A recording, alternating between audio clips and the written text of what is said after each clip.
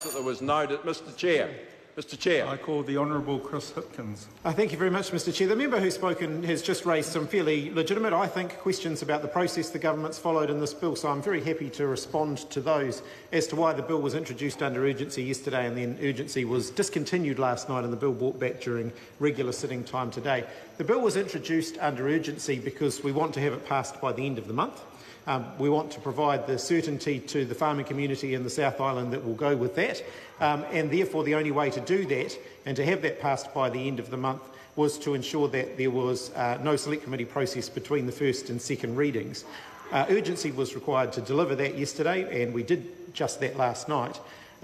We could have continued through urgency this morning, for example, and passed the bill before lunchtime today. However, that would have most likely affected the select committees that Parliament had scheduled to meet this morning.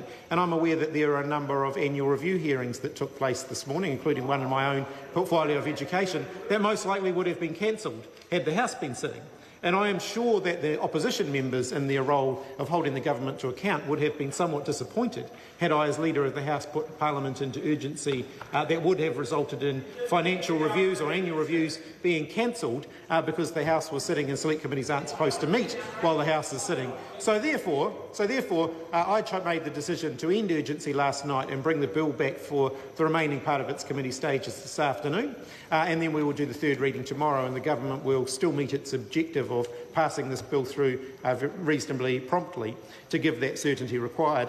The member David Bennett asked a variety of questions, as did Nathan Guy, as to why certain provisions were not in the legislation. The legislation quite simply preserves the status quo. As the member previously indicated, it simply pushes out the clock to stop the South Island provisions from expiring whilst a wider review takes place. The matters that the members have raised simply sit outside of that objective. They are wider than that objective. The objective is very simple. It's to preserve the status quo while a wider review takes place.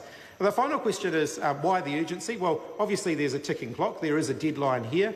I note that the previous bill that was introduced to the House in March last year by the previous government was not progressed in any way. A full select committee process could have taken place between March and the general election had the previous government thought that this was a priority. They clearly didn't. Therefore, this government is left cleaning up the mess that we inherited.